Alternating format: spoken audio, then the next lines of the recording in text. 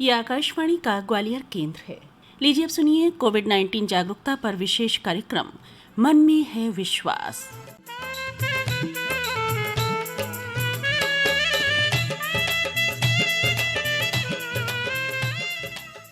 कार्यक्रम के सभी श्रोताओं को आभा गुप्ता का नमस्कार।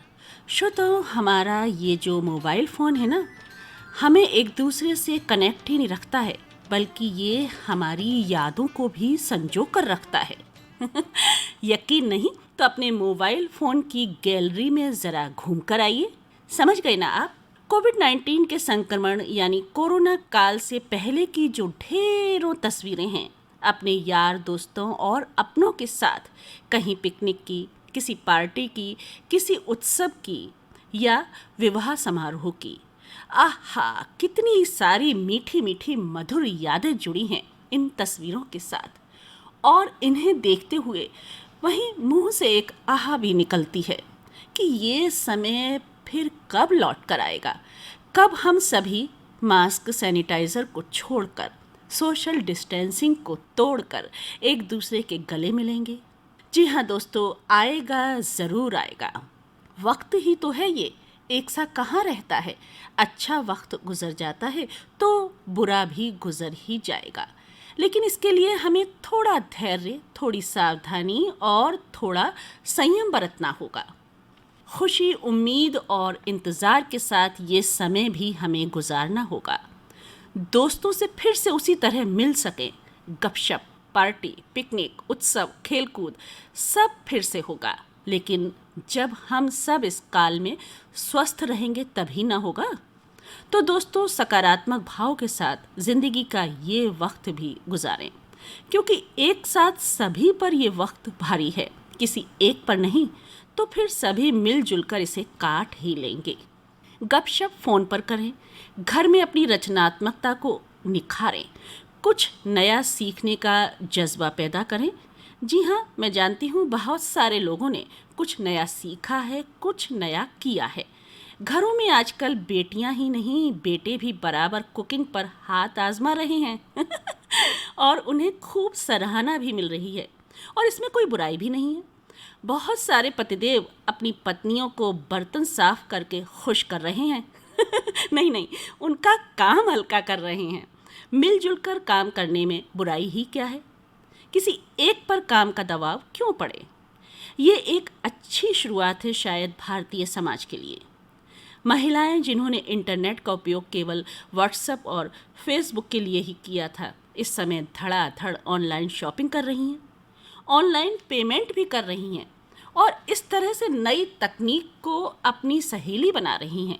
कहते हैं ना कि दोस्तों, ज़िंदगी 4 दिन की है, तो इस ज़िंदगी को ऐसे जियो जैसे कि ये ज़िंदगी हमें नहीं बल्कि हम ज़िंदगी को मिले हैं, और इस ज़िंदगी में कुछ ऐसा कर पाएँ हम कि हमारे जाने के बाद भी हमें लोग याद रखें। जी हाँ, बात थोड़ी गंभीर है लेकिन महत्वपूर्ण है। नेत्रदान की यदि बात करें तो इसे महादान कहा जाता है। एक व्यक्ति के नेत्रदान करने से 2 लोगों की अंधेरी दुनिया रोशन होती है। नेत्रदान के प्रति लोगों को प्रेरित करने के लिए हर साल 25 अगस्त से 8 सितंबर तक नेत्रदान पखवाड़ा मनाया जाता है, जो कि इस समय चल रहा है। नेत्रदान कैसे करें और आंखों की रोशनी कौन कौन सी बीमारियों से जा सकती है, इस बारे में नगर के वरिष्ठ नेत्र रोग विशेषज्ञ डॉक्टर यतीश श्रीवास्तव से हमने बातचीत की। आप भी सुनिए ये बातचीत। नमस्कार सर। नमस्कार मैडम। कार्यक्रम में आपका बहुत बहुत स्वागत है। धन्यवाद मैडम। सर, ये 25 अगस्त से 8 सितंबर तक नेत्रदान पखवाड़ा चल रहा है, और यदि बहुत सारे लोग नेत्रदान का संकल्प लें, नेत्रदान करने के लिए प्रेरित हो, तो हमारे देश में बहुत सारे दृष्टि बाधित लोगों की दुनिया रोशन हो सकती है। आप ये बताइए सर कि नेत्रदान किस तरह किया जा सकता है, क्या कोई भी इसे कर सकता है? जी मैडम, हर व्यक्ति नेत्रदान कर सकता है और करना चाहिए जी क्योंकि इससे अपन प्रकृति की सबसे अनुपम देन जो अपन देखने की शक्ति है वो प्राप्त हो सकती है ऐसे लोग जी को जो अपनी साइट या रोशनी खो चुके हैं, जी क्योंकि यह मृत्यु के बाद दान किया जाता है। बिल्कुल। अतः इसके लिए पहले से अपना रजिस्ट्रेशन और फॉर्म भर के, जी। ये आई बैंक्स होते हैं हम्म। मेडिकल कॉलेजेस में सारे और कुछ प्राइवेट हॉस्पिटल्स में भी है, अच्छा। यहाँ आप अपना रजिस्ट्रेशन करा सकते हैं। जी और मृत्यु होने के बाद आपके घर के लोग या जो आपके नियर रिलेटिव्स हैं उनको सूचित करते हैं जी और वो अपना आके वहाँ पे आपकी आंख कलेक्ट कर लेते हैं जी। और उचित व्यक्ति को उसको उसमें जो कॉर्निया होती है हाँ वो जी बदल दी जाती है। जी। बिल्कुल, बहुत से लोगों को ये भय रहता है कि जो चीड़ फाड़ की जाएगी उससे जो शव है वो क्षत विक्षत हो जाएगा, इसलिए वो थोड़ा घबराते हैं। जो उनके घर के लोग होते हैं, हाँ, सदस्य होते हैं। वो इमोशनल जी एस्पेक्ट रहता है ज्यादा, लेकिन ऐसा कुछ नहीं है। उसमें कुछ भी डिसफिगरमेंट नहीं होता, सिर्फ आंख का वो ले लिया जाता है जी और उसको बाकायदा वैसे ही स्टिच करके और जब शव दिया जाता है तो उसी जी रूप में दिया जाता है जैसा प्राप्त होता है। जी। बिल्कुल, और ये खुशी की बात होती है कि उनके अपनों की दो आंखों से दो लोग हाँ, देखेंगे। वो नहीं रहते लेकिन उनकी आंखें दुनिया में रहती हैं, वो दुनिया देखता है कोई व्यक्ति जी जो इतना दृष्टिबाधित है। हम्म। मैं तो ये सोचता हूँ ये सबसे बड़ा दान है और बिल्कुल। किसी भी अच्छे काम से जिससे ईश्वर शुरू खुश होंगे वह यही है हम्म। कि आप किसी को दृष्टि जैसी उपहार दे सकें। जी। अच्छा, कुछ लोग जन्म से ही दृष्टि बाधित होते हैं और कुछ बाद में किसी बीमारी की वजह से अपनी दृष्टि खो देते हैं। तो जन्म से जो बच्चा दृष्टि बाधित होता है वो क्यों होता है? दृष्टिबाधित जन्म से होने के कई कारण हो सकते हैं, जी लेकिन जो नेत्रदान उपयोग होता है उसमें जो सामने की लेयर होती है, जो काली पुतली अपने को दिखती है, जी। वो एक्चुअली एक काली नहीं होती, उसमें अंदर का स्ट्रक्चर काला दिखता है, वो एक कांच होता है, ग्लास अच्छा। लाइक स्ट्रक्चर होता है। जी तो इसी को हम प्रत्यारोपित करते हैं। कुछ लोगों में जैसे आंख में पहले बहुत बड़ा कारण एक हुआ करता था चिचक की वजह से, जी जी। या आंख में कोई चोट लग जाए हम्म। या किसी वजह से अल्सर हो जाए, हम्म। जख्म हो जाए, तो उससे आंख में सफेदी आ जाती है, जो काले पोर्शन है उसपे। जी जी। तो उसको हम रिप्लेस कर लेते हैं साफ कॉर्निया लेके, किसी हम्म। व्यक्ति की दान में जो मिलती है हम्म। उसका वो सफेद वाला कॉर्निया या पुतली भी कहते हैं अपने जी हिंदी में, पुतली को लेके जी। नई पुतली डाल देते हैं, अच्छा। उसकी जगह रिप्लेस कर दी जाती है। तो हम्म। ये नेत्रदान है एक्चुअली। जी हाँ, जो जन्म से दृष्टिबाधित लोग होते हैं जी। उनमें संभावना कम होती है। अच्छा। ये जो बाद में दृष्टिबाधित होते हैं जिसमें कि कॉर्निया या पुतली हम्म। हम्म। में सफेदी आ जाती है, जी उसके कई कारण हो सकते हैं, चोट के कारण हो, जी। स्मॉल पॉक्स एक बहुत बड़ा कारण पहले हम्म। हुआ करता था, कोई इंडस्ट्रीज वगैरह या स्पोर्ट्स में या कहीं भी चोट जी लगे उससे ये हो सकता है। जी। कभी कभी आंख में इन्फेक्शन की वजह से अल्सर्स होने के बाद भी पुतली सफेद हो जाती है। तो इन सब चीजों में जो सामने वाला दृष्टि पतल होता है या उसको हम लोग लेनदेन में पुतली कहते हैं, उसको हम्म। बदल दिया जाता है। अब ठीक। जिस व्यक्ति ने ये दान में दी है उसको हम्म। निकाल के नई लगा दी जाती है और जो उसकी सफेद वाली है वो निकाल दी जाती जी बिल्कुल। और नेत्रदान पखवाड़ा शायद इसीलिए मनाया जाता है ताकि लोग प्रेरित हो, संकल्प लें, नेत्रदान की घोषणा करें, फॉर्म भरें। है। नेत्रदान पखवाड़ा तो साल भर मरना चाहिए, मेरा तो ऐसा है, जी लेकिन एक बिल्कुल। समय में होने से इसका इम्पैक्ट ज्यादा पड़ता है, हम्म। एक लोगों को रिमाइंडर हो जाता है। जी। वैसे पहले ये था कि कुछ धर्म की बातें थी, लोग मिसगाइड होते थे, हम्म। लेकिन मैं यहाँ बता दूं बौद्ध धर्म में इसको बहुत बड़ा पुण्य माना गया है बिल्कुल। और इसीलिए श्रीलंका वो सारी दुनिया को आंखें देते हैं। हमारे यहाँ भी वहां से भी बहुत सी आंखें अप्लाई करके अच्छा लगते अच्छा। हैं। जी वैसे भी सारे धर्म का जो मूल होता है वो तो इंसानियत ही होता है, और अगर एक इंसान दूसरे इंसान के काम आ रहा है मरने के बाद भी, जी तो जी इससे बड़ा मेरे ख्याल में नेक काम कोई हो नहीं सकता है। जी। कुछ धर्म गुरुओं को भी इसमें इन्वॉल्व करना चाहिए जिससे कि हम्म। वो ये शिक्षा दे सकें, जी। उचित मार्गदर्शन कर सके इस दिशा ताकि लोग प्रेरित हो, में। उत्साहित जी हो और जी नेत्रदान करने का संकल्प लें। जी। एंड मैं कहूँगा हर एक व्यक्ति को इसके लिए आगे आना चाहिए। बिल्कुल। अच्छा, आंखों के ऐसे कौन से रोग होते हैं डॉक्टर साहब जिससे कि व्यक्ति की आंखों की रोशनी जा सकती है, और किस तरह से इनको पहचाना जा सकता है? मैडम कई रोग होते हैं लेकिन उसमें सबसे इम्पोर्टेंट कारण जो है कैटरेक्ट या मोतियाबिंद है। जी तो लगभग ऐसा एस्टिमेट है 55 से 60% व्यक्ति ग्रसित होते हैं पूरी पॉपुलेशन में इंडिया में। जी। और ये ऐसा कारण है, अच्छी बात है कि इसको समय से इलाज करके हम्म। दृष्टिबाधिता दूर की जा सकती है और हम्म। रिकवरी भी 100% होती है। जी। तो इस पे बहुत ध्यान देना चाहिए उचित समय पे। हम्म। अगर इसको आप समय से नहीं कराते हैं तो कई कॉम्प्लिकेशंस हो जाते हैं जी। और उसमें कुछ दृष्टि में परेशानियां हो सकती हैं। आजकल जी, तो मोतियाबिंद या कैटरेक्ट का ऑपरेशन बहुत आसान होता है। बहुत आसान है, कोई जी। इसमें आपको भर्ती नहीं रहना पड़ता। हम्म। कराने के बाद आप घर जा सकते हैं आधा घंटे बाद ही लगभग, जी और टाँके वगैरह भी नहीं लगते हैं, जी बिना टाँके का होता है। और उसमें कई एडवांसमेंट आए हैं उसकी वजह से, जी बहुत सेफ और अच्छी सर्जरी हो गई है। चश्मा भी उसमें कम से कम लगाना जी। पड़ता है क्योंकि हम लोग आर्टिफिशियल लेंस डालते हैं। ये जो हम्म। मोतिया है हम्म। एक्चुअली ये लेंस जो होता है ईश्वर ने जो लगाया उसमें बिल्कुल। सफेदी आ जाती है जिनकी वजह से। जी तो उसकी जगह पे नया आर्टिफिशियल लेंस फिट कर दिया जाता है जी। और दृष्टि पूर्ण रूप से आ जाती है। तो 55 से 60 साल की उम्र में या और इसके बाद सभी को मोतियाबिंद होता है? ज्यादातर तो 55, 60, 70 किसी भी एज पे आ सकता है, जी। लेकिन कुछ कारण ऐसे भी होते हैं कि कम उम्र में भी आ जाता है अच्छा। मोतिया। जो उम्र की वजह से आता है फिनाइल कैटरेक्ट कहलाता है, या अच्छा। बुढ़ापे की वजह से। हम्म। और जो कैटरेक्ट होते हैं जो कम उम्र में आते हैं, हम्म। एक तो कंजेनाइटल कैटरेक्ट है। आपको आश्चर्य होगा जी। कि कंजेनाइटल कैटरेक्ट जन्म से ही माँ के पेट से आता है। अरे। हाँ, तो उसमें कारण ज्यादातर रहता है कि हम्म। माँ कोई कमी रखे, या तो उसको मेल न्यूट्रिशन हो, ठीक से अच्छा। खाना ना खाए, जी। या कोई मैटरनल इन्फेक्शन हो जाए, कुछ बीमारी होती है वायरल, रूबेला वगैरह, अगर वो ड्यूरिंग प्रेगनेंसी होती है तो बच्चे को कैटरेक्ट हो सकता है। कभी कभी अच्छा। डायबिटीज मदर में होने पर भी ये ओहो। बच्चे में आ सकता है। अच्छा, डायबिटीज जिन लोगों को होती है या हाइपरटेंशन, हाई ब्लड प्रेशर रहता है, क्या उसका असर भी आंखों की रोशनी पर होता है, दृष्टि पर होता है? कई तरीके से होता है। डायबिटीज तो हर तरीके से इफेक्ट करती है। जी। जैसा मैंने बताया, दृष्टिबाधिता जो पुष्टि हम्म। की कमी से होती है, स्वास्थ्य वगैरह हम्म। डायबिटिक्स में ज्यादा कॉमन होते हैं, तो सफेदी आ जाती है। जी। फिर मोतियाबिंद भी जो कम उम्र पे आता है उसमें एक कारण डायबिटीज भी होती है। हम्म। शुगर की वजह से जैसे 55, 60 पे आता है, 30, 35, 25, 30 पे भी आ जाता है कैसे, हम्म। तो डायबिटीज उस तरीके से अफेक्ट करती है। जी। डायबिटीज आंख के पर्दे भी खराब करती है। ओहो। उसमें कई तरीके एक्जुडेट्स यानी सिक्रेशन आ जाते हैं, धब्बे पड़ जाते हैं।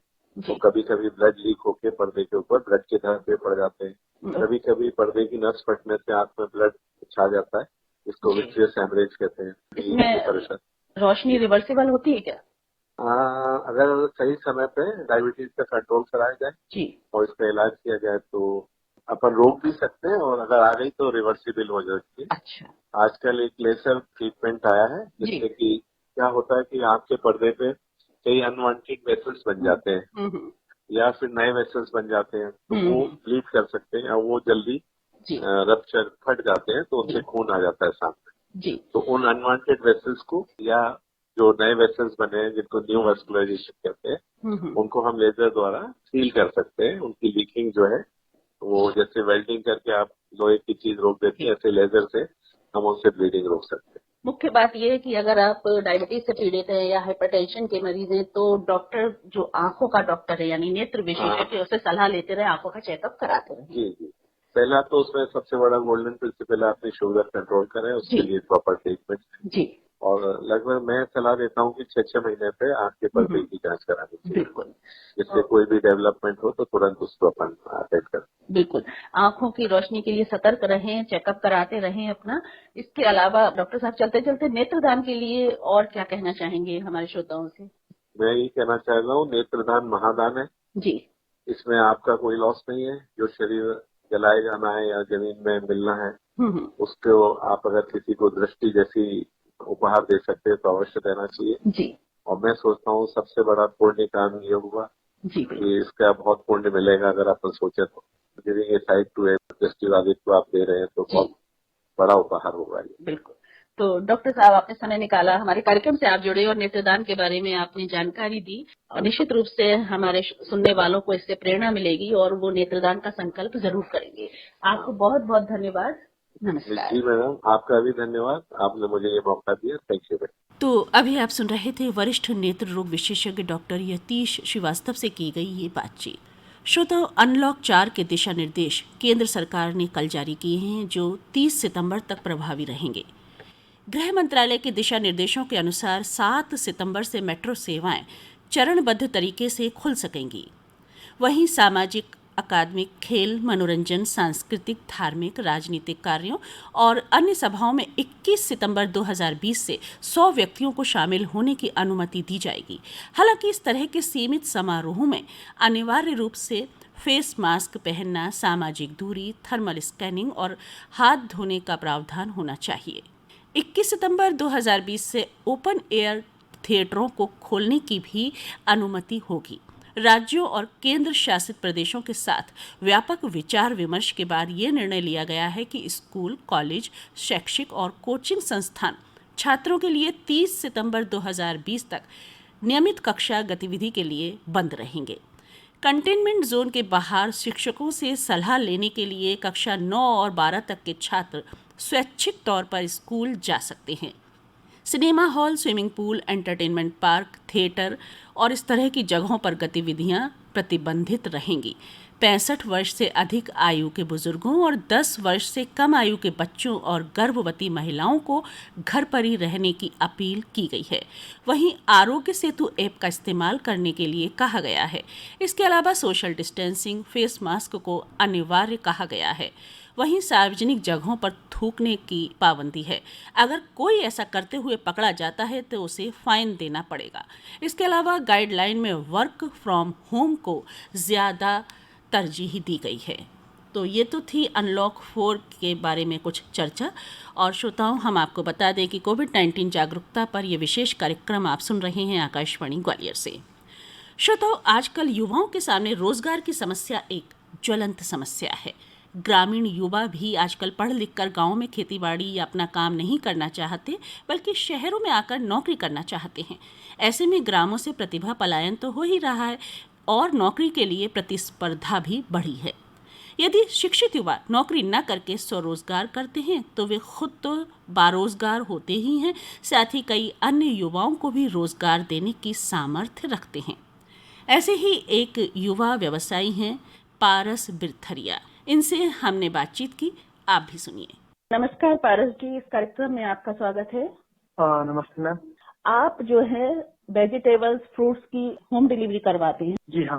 तो ये बताइए किस तरह से आपने अपना ये बिजनेस शुरू किया, किस तरह से ऑर्डर लेते हैं, होम डिलीवरी देते हैं और कब शुरू किया? ये मैंने 15 सितंबर 2018 से शुरू किया था। अच्छा। इसके पहले हम जॉब करते थे। अच्छा, आपकी एजुकेशन क्या है? और बी फार्मा हमने किया हुआ है। वाह, बहुत बढ़िया। तो ग्वालियर से ही बी फार्मा किया आपने? जी हाँ। अच्छा, और रहने वाले कहाँ के? और मैं लाहौर के पास एक गाँव है देवरी कला, वहाँ रहते हैं। गांव में आपने पढ़ाई की, फिर आप पढ़ाई के लिए शहर ग्वालियर में आ गए? जी हाँ। अच्छा, फिर नौकरी कहाँ कर रहे थे आप? नौकरी मैंने इंदौर में भी की है, दिल्ली में की है। इससे शुरू करने से पहले मैं दिल्ली था। अच्छा जी बस। तो क्यों आपके दिमाग में आया कि ये नौकरी नहीं जमेगी आपको और आपको बिजनेस शुरू करना चाहिए, और इस तरह का बिजनेस? एक्चुअली मैं दिल्ली था, तो दिल्ली में क्या था, कंपनी जो अपने अकाउंट रख रही थी, जो भी था उनका रहना खाना सब कुछ था। फिर बाद का कंपनी जिसमें मैं काम कर रहा था जी। उनका ऑफिस ग्वालियर में ओपन हुआ, तो उन्होंने क्या किया, ओनली सैलरी बेसिस पर रख दिया, एक्सपेंसेस नहीं हो पा रहे थे। अच्छा। तो खर्चे के लिए फिर हमने सोचा कुछ, जब इतना टाइम उनको देना है फिर अपने उतने टाइम में हम खुद का भी कुछ कर लेते हैं, जो सैलरी वो दे रहा उतना हो जाएगा। फिर शुरू किया। अब एक्चुअली बाहर अदर कंपनी से चल रही है, ग्वालियर में भी ऐसी कंपनी कोई थी नहीं। अच्छा अच्छा। तो फिर आपने ग्वालियर में ही सोचा कि ये बिजनेस शुरू किया जाए। हालांकि आप 2 साल करीब होने को आ रहे हैं आपके बिजनेस को, तो मेरे ख्याल से ये जो लॉकडाउन शुरू हुआ, कोरोना वायरस का संक्रमण काल चल रहा है, इस समय शायद इस बिजनेस की ज्यादा महत्ता समझ में आ रही होगी लोगों को भी, और आपको भी लग रहा होगा कि इस समय ये ज्यादा फल फूल रहा है। जी जी जी। पहले तो इतना रिस्पॉन्स नहीं था ग्वालियर में। एक्चुअली क्या है, लोकल के रहते ठेले वगैरह ही बहुत आते हैं, इतना नहीं आ रहा था रिस्पॉन्स। पर लॉकडाउन से फिर शुरू हुआ तो फिर अभी अच्छा चल रहा है, अभी कोई समस्या नहीं है और लोगों को भी मजा आ रहा है। ऑनलाइन वो सीख ही गए, मतलब लगता है लोगों को ऑनलाइन लाइन ले लो, 2 महीने से बराबर अच्छी ऑनलाइन ही ले रहे हैं वो। बिल्कुल। किस तरह से आपको ऑर्डर देते हैं? मेरे पास वेबसाइट भी हमने बना रखी है, हालांकि वेबसाइट से ऑर्डर कम आते हैं, बट लॉकडाउन हुआ तो वेबसाइट से भी ऑर्डर आए काफी, ज्यादातर व्हाट्सएप से ऑर्डर आते हैं। बिल्कुल। ये जो लॉकडाउन शुरू हुआ और जिस तरह से घरों में लोगों को रहना पड़ रहा है, तो लोगों को कंप्यूटर फ्रेंडली और इंटरनेट फ्रेंडली बना दिया है। तो लोग बिल्कुल बिल्कुल। जो गृहिणियां कभी इसका इस्तेमाल नहीं करती थी, व्हाट्सएप का या इंटरनेट का, वो सब अब इस्तेमाल कर रही हैं। बिल्कुल। ज्यादातर गृहिणी हम लोगों को ऑर्डर देती हैं, वो अपने अकॉर्डिंग व्हाट्सएप से ऑर्डर देना चाहें, जैसा भी चाहें, उनको जैसा भी इजी लगता है सभी तरीके से हम ऑर्डर लेते हैं। जी। तो पारस जी, आप सब्जियों की होम डिलीवरी करवाते हैं, उसका ऑर्डर लेते हैं, इसके अलावा और आप क्या क्या ऐसा सामान जो है सेल करते हैं होम डिलीवरी के माध्यम से, जिससे कि एक गृहिणी को फायदा हो, उसे मार्केट में चक्कर ना लगाने पड़े? एग वगैरह मिल जाएगा, एग चाहिए, एग में हम वेरायटी भी रखते हैं, देसी एग का आपको मिल जाएगा। इसके अलावा फ्लावर्स मिल जाएंगे, रजनीगंधा फ्लावर्स हैं जी। इसके अलावा आपको डेयरी प्रोडक्ट में आइटम्स जैसे पनीर वगैरह लगता है। फ्रूट्स में एक्जोटिक फ्रूट्स जैसे आते हैं जो ग्वालियर में अवेलेबल नहीं है, जैसे आवाकाडो वगैरह चाहिए वो भी मिल जाएगा। कुछ आइटम्स जो ठेलों पे आमतौर पर नहीं मिलते वो भी मिल जाएंगे, फ्रूट्स वगैरह। और ऑर्डर पे भी हम दे देते हैं, किसी को लगता है कि भाई डॉक्टर्स ने ऐसा ऐसा कहा है हमें चाहिए, तो वो सभी आइटम हमसे बाहर से आप करा देते हैं। बिल्कुल। और जैसी जैसी ग्राहकों से आपकी बात होती होगी तो आपको समझ में आता होगा कि ग्वालियर में रहने वालों को और क्या अपेक्षा है आपसे, या वो उन्हें और क्या लगता है और क्या चाहिए, तो उस हिसाब से आप अपनी व्यवस्था करते होंगे। जी जी। बी फार्मा आपने किया, दवाइयों से रिलेटेड ये कोर्स है, डिग्री है, लेकिन आप एक बिल्कुल अलग तरह का बिजनेस कर रहे हैं। एक्चुअली मैं लगभग 2013 से ही नौकरियां करता था अदर मार्केटिंग कंपनी में, तो मुझे इस लाइन में थोड़ा एक्सपीरियंस था, तो फिर मैंने इस लाइन को चुना। अच्छा अच्छा, तो आपके घर में काम होता था क्या ये? नहीं, मेरे पिताजी तो फार्मर हैं। तो कहाँ से सब्जियां मंगाते हैं आप, किस तरह से ऑर्डर पूरा करते हैं? अभी तो फिलहाल हम यहीं लोकल ग्वालियर लक्ष्मीगंज से ले रहे हैं, जहाँ से लक्ष्मीगंज मंडी जो है वहीं से आती है। गांव से भी आ जाती है कुछ सब्जियां जो नहीं हो पा रहा है, लाइक अभी कुछ जैसे बंद हो जाए, कुछ लॉकडाउन लग जाए, तो फिर हम ग्रामीण आसपास से मंगा लेते हैं, गाँव वगैरह से, खेत वगैरह से जो भी होता है, या फिर बाहर से आओ तो ग्वालियर की मंडियां ओपन है तो वहाँ से भी आ जाती है। जी। और आपने अपना बिजनेस शुरू किया और आप कह रहे हैं कि 2 साल करीब होगा, उस समय इतना नहीं चल रहा होगा, लेकिन इस समय ये बिजनेस स्थापित हो चुका है। आप संतुष्ट हैं आप? हाँ, अब तो काफी मजा आ रहा है काम करने में। जी, बिजी भी रहते होंगे आप। और खास बात ये है कि आप जब नौकरी करते थे तो केवल अपने जीविकोपार्जन के लिए करते थे, अब आपने अपना ये व्यापार शुरू किया है, तो इससे आपने कुछ और युवाओं को भी जोड़ा होगा जो आपके सहायक होंगे, आपकी मदद करते होंगे, तो कितने लोगों को आपने रोजगार दिया है? जी जी, पहले तो शुरुआत में तो केवल 1-2 लोग ही थे, अब तो लगभग 7 से 8 लोग हमारे यहाँ काम करते हैं। बहुत बढ़िया। यानी कि 7-8 रोजगार आपने दिए और अपना रोजगार भी आप कर ही रहे स्वरोजगार के माध्यम से। जब आपने बिजनेस शुरू किया हो तब उतनी इनकम आपको नहीं होगी, तो कुछ निराशा ने घेरा आपको, किस तरह आप उस निराशा से निकले और किस तरह आप सफल हुए? स्टार्टिंग में तो जो भी खर्चे थे वो भी नहीं आए, क्योंकि एक्चुअली कभी कभी एक ही ऑर्डर आ रहा है, कभी कभी 2-2, क्योंकि स्टार्टिंग था और नया बिजनेस था, ग्वालियर में इतना कुछ चल नहीं रहा था, कैसा रिस्पॉन्स रहेगा इसको देखते हुए कम इन्वेस्ट किया था। फिर धीरे धीरे इन्वेस्टमेंट बढ़ाया, एडवर्टाइजिंग भी हुआ तो ऑर्डर बढ़े। अब पहले तो लगभग खर्चा ही निकल रहा था, बढ़िया चल रहा है, कोई समस्या नहीं है। जो नौकरी हमने छोड़ी थी उससे अच्छा है। बहुत बढ़िया। और ये जो बिजनेस होता है, स्वरोजगार होता है, ये थोड़ा सा धैर्य की अपेक्षा रहती है। इसको इतना ही काफी है कि आपकी जो लागत लग रही थी उतना निकल रहा था, वो भी काफी था उस समय, है ना? बिल्कुल बिल्कुल। और इस समय जब लॉकडाउन तो खत्म हो चुका है, लोग फेस चल रहा है, लेकिन फिर भी लोग ज्यादातर घरों में रहते हैं और सबसे ज्यादा संक्रमण मार्केट में ही होता है, सब्जी खरीदते समय, फ्रूट्स खरीदते समय। तो लोग ये सोच रहे हैं घर रहते ही अगर हमें सब्जियां मिल रही हैं। और खास बात यह है कि पारस आप डिलीवरी चार्जेस भी नहीं लेते हैं। जी जी, मैं बिल्कुल, होम डिलीवरी हमारा फ्री होता है। जी, तो आपके ग्राहकों से आपको अच्छा रिस्पांस मिल रहा है और आपके ग्राहक आपसे संतुष्ट हैं क्या? हाँ, ग्राहक तो हालांकि अभी संतुष्ट ही है, और कुछ ग्राहक नहीं होते हैं तो उनको फिर दिया जाता है कि जो भी वो चाहे उनके अकॉर्डिंग। हालांकि हमने ऐसा कुछ भी नहीं बनाया कि वो हमारे अकॉर्डिंग होगा कि नहीं भाई ऐसा नहीं होगा। कस्टमर जैसा चाहते हैं उनके अकॉर्डिंग हम मैनेज कर देते हैं कि भाई आपको जैसा भी कम्फर्ट हो आप अपने अकॉर्डिंग कर लीजिए। अच्छा, बहुत सारे हमारे युवा हैं जो पढ़ाई इस वजह से करते हैं कि उन्हें अच्छी नौकरी मिलेगी। जो गांव में रह रहे हैं वो भी पढ़ाई इसलिए करते हैं कि आगे चल के उन्हें खेती न करनी पड़े, पशुपालन न करना पड़े और बाहर जाके वो बड़े शहरों में नौकरी करें। और कई बार ये जो उनकी उम्मीद होती है वो पूरी भी नहीं होती है। नौकरी तो उतनी ही संख्या में सबको नौकरी मिल पाना संभव नहीं है, तो वो थोड़े से अवसादग्रस्त हो जाते हैं, डिप्रेशन में चले जाते हैं। तो अपने युवा साथियों से आप अपने अनुभव के आधार पर क्या कहना चाहेंगे जो नौकरी की तलाश में घूम रहे हैं और जिन्हें नौकरी अब तक नहीं मिली है? मैं यूथ के लिए यही कहूंगा, एक्चुअली पहले एजुकेशन बहुत जरूरी है। बिल्कुल, ये कुछ तो यूथ भी ये भी सोचते हैं कि पढ़ाई ना करके बिजनेस कर लेंगे। ऐसा होता है कि लोगों ने सोचा हुआ कि बिजनेस पढ़ाई की हो जा सकते नहीं, बिजनेस करना तो कर लेंगे। या कई लोग ऐसा सोचते हैं कि इतने लोगों ने पढ़ाई कर ली उनको तो कुछ नहीं मिल रहा, बाकी में ऐसा सोच रहे हैं। तो पढ़ाई भी बहुत जरूरी है, और जो लोग को पढ़ाई के बाद नहीं मिल रहा है कुछ, तो उन्हें जो अच्छा लगता है, कुछ भी बिजनेस में लगता है कि हमें ये करना है तो वो करना चाहिए। रिस्क तो है ही, रिस्क में ही आगे बढ़ सकते हैं, और बस वो करना शुरू कर दें। बस शुरुआत में प्रॉब्लम आएगी, हम चाहते हैं जो भी जिसको भी जरूरत होती है। बहुत से लोगों को स्टार्टिंग किए लोगों ने मुझसे मिले हैं, बहुत से 2 साल में बहुत से फोन भी आते हैं, दीदी आते हैं, और मिलता भी हूँ जी, तो बताते हैं कैसे क्या करना है। तो जरूर मैं साथ में हूँ, और बाकी उनको जो करना चाहे करते हैं, जो अच्छा लगे वो करें जी। सब्जियों के फलों के साथ में हमारे पास अभी हमने स्टार्टिंग किया था, लोकल बेसिस पे किया था, मस्टर्ड ऑयल का एंड काऊ घी का। अच्छा, जो देसी गाय का घी होता है वो चल रहा है हमारे, प्योर ही सप्लाई करते हैं। अभी हम उसको मार्केट में लाने की तैयारी में है, लगभग 1 महीने में।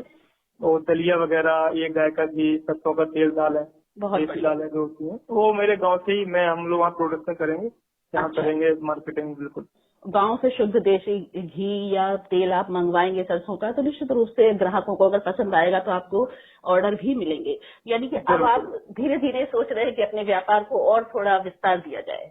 जी जी। और भविष्य के लिए क्या प्लान है आपका? एक्चुअली क्या है, ग्वालियर के अकॉर्डिंग देखा जाए तो ऐसा कुछ ज्यादा सोचा नहीं है अभी। बस अपने जो लोगों को ज्यादातर कोशिश कर रहे हैं, लोगों को शुद्ध चीजें, प्योर चीजें मिलाए। बिल्कुल। क्योंकि हर इंसान यही चाहता है कि उसको 2 पैसे कुछ ज्यादा लग जाए पर उसको अच्छा मिल जाए।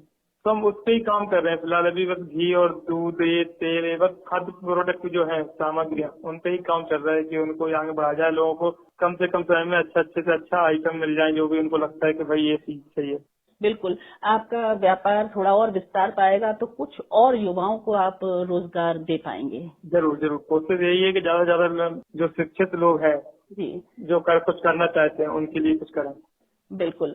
कुछ लोग ऐसे भी हैं जो बाहर रहते हैं गांव से, लेकिन उनकी जमीन गांव में है, तो आप उनकी जमीन को लीज पे लेके कर सकते हैं और वो दे रहे हैं और उसको कर रहे हैं। हम लोग भी ऐसा ही कर रहे हैं जी। मेरे पिताजी फार्मर ही हैं और मैं भी कभी कभार जाता हूँ गांव में तो कर लेता हूँ थोड़ा बहुत। बिल्कुल। मस्टर्ड ऑयल हम सेल करते हैं। हमारे पास गौशाला भी है छोटी सी, जी, जिससे हम गाय का घी भी अभी हम देते हैं, मार्केट में दे रहे हैं। बहुत बढ़िया। तो आपके यहाँ जो काम कर रहे हैं वो आपसे खुश हैं? हाँ बिल्कुल। और आपके जो सहायक हैं जो डोर टू डोर जाकर डिलीवरी करते हैं ऑर्डर की, तो उनको आपने कुछ इंस्ट्रक्शंस दे रखे हैं? क्योंकि कोविड-19 का संक्रमण काल है और उन्हें बाहर भी जाना होता है, घरों तक पहुंचना होता है। एक्चुअली भारत सरकार के अकॉर्डिंग जो भी गाइडलाइंस आई है जी, उसके अकॉर्डिंग हमने स्टाफ को भी बता रखा है कैसे आपको काम करना है, कस्टमर्स के घर में नहीं जाना है, एक बेल कैसे बजानी है, आपको कैसे रख के आना है। एक्चुअली हम पहले जो पैकिंग करते हैं प्रॉपर वे में पैक करते हैं, उसको चेक न करना पड़े। जी, कुछ खराब है तो बाकी हम वो फोन पे हैंडल कर लेते हैं कि कुछ खराब है, चेंज कराना है, वहाँ वो चेक नहीं करना कस्टमर को, तो उसका अकॉर्डिंग हम करते हैं कि प्रॉब्लम क्रिएट ना हो। जी। अच्छा, उनको मास्क वगैरह, ग्लव्स ये देते हैं? जी, सभी चीजें, ये मास्क भी है, ग्लव्स भी है, कैप दे रखा है कि प्रॉब्लम क्रिएट ना हो। रास्ते में भी कई बार से तो चेकिंग भी चल रही है आजकल बहुत ज्यादा, तो प्रॉब्लम नहीं होनी चाहिए।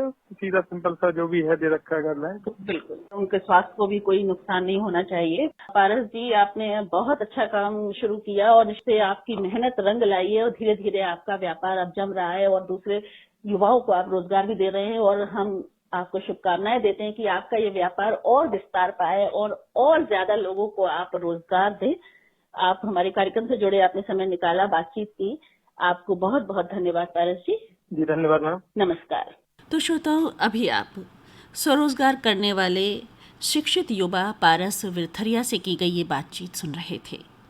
श्रोताओं, कोविड-19 के प्रकोप के साथ साथ आजकल डेंगू का प्रकोप भी हो रहा है, तो इससे बचें और डेंगू से बचने के लिए मच्छरों से बचें। मच्छरों से भी सोशल डिस्टेंसिंग हमें रखना होगा, तभी हम डेंगू मलेरिया से बच सकते हैं। मच्छर भगाने वाली क्रीम का उपयोग करें। पानी के बर्तनों को भरने से पहले उन्हें साफ करें। पानी की सभी टंकियों और पात्रों को ढक कर रखें। उपयोग में न आने वाली बेकार वस्तुओं को नष्ट करें या फिर उन्हें उल्टी रखें ताकि उसमें बरसात का पानी ना भरे। पूरी आस्तीन वाले कपड़े पहनें। बिना डॉक्टर की सलाह के कोई भी दवा ना लें। यदि आपको बुखार आ रहा है, खांसी है, जुकाम है या केवल बुखार भी है, तो पहले डॉक्टर से सलाह ज़रूर लें और उसके बाद ही डॉक्टर के कहे अनुसार चेकअप करवाएं और दवा लें। तो श्रोताओं, अब घड़ी इशारा कर रही है कि मुझे अनुमति लेना चाहिए। घर में ही रहिए, सुरक्षित रहिए, खुश रहिए और आज ख़ास संडे एंजॉय कीजिए। तो अनुमति दीजिए आभा गुप्ता को। नमस्कार।